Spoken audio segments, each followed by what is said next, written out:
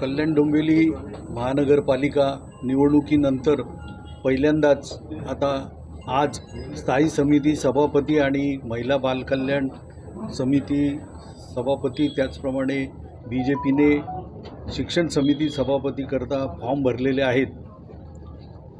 जी काही निवडणुकीनंतरची प्रोसिजर आहे त्याप्रमाणे कामकाज सुरू होतं आणि आज त्याचे फॉर्म भरलेले आहेत।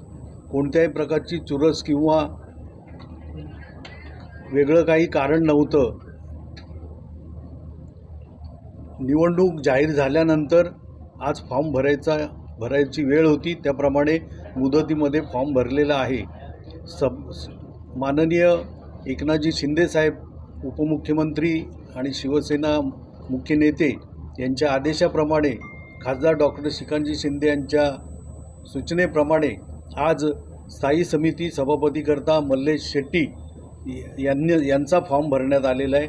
त्याचप्रमाणे महिला बालकल्याण समितीसाठी सारिका जाधव यांचा फॉर्म भरण्यात आलेला आहे आणि शिवसेना भाजपच्या युतीमध्ये निश्चितपणे सोमवारी होणाऱ्या निवडणुकीमध्ये बिनविरोध ही निवडणूक होणार आहे हे असं वाटतं। बिनविरोध निवडून येईन मी तुमच्या आशीर्वादाने।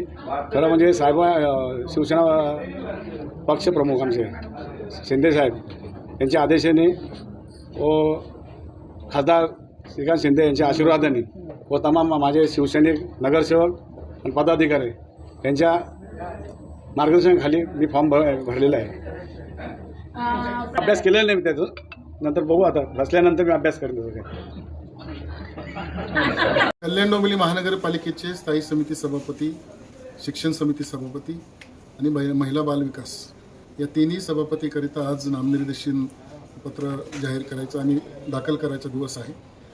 महायुतीच्या वतीनं आज भारतीय जनता पार्टी आणि शिवसेनेचे प्रमुख पदाधिकारी या ठिकाणी आम्ही सगळेजण, महापौर मॅडम, कविल मॅडम, तसेच आमचे उपमहापौर राहुलजी दामले, सभागृह नेते वरुणजी पाटील, शिवसेनेचे गटनेते राणेसाहेब आणि मी असे आम्ही सगळे सन्माननीय नगरसेवक उपस्थित होतो। भारतीय जनता पार्टीला आज शिक्षण समिती सभापती म्हणून भारतीय जनता पार्टीकडून अभिजित सदानंद थरवळ आमचा भारतीय जनता पार्टीचा युवा कार्यकर्ता आहे, युवा नगरसेवक आहे, त्यांचा आज फॉर्म भरलेला आहे शिक्षण समितीच्या सभापतीकरिता। आणि थोड्याच वेळात शिवसेनेकडून स्थायी समिती सभापती आणि महिला बालविकास याकरिता ते फॉर्म भरतील। आत्ता आम्ही भारतीय जनता पार्टीच्या वतीनं फॉर्म भरलेला आहे। महायुतीकडनं आम्ही सगळ्यांनी बसूनच हे सगळे निर्णय घेतलेले आहेत, त्यामुळे इथं काही चुरस वगैरे काही विषय नाही। हा भारतीय जनता पार्टीकडे एकच अर्ज येईल, तसेच शिवसेनेकडनंही स्थायी समिती सभापती आणि महिला बालविकाससाठी एकच अर्ज येईल, त्यामुळे त्यामध्ये बिनविरोधच अशी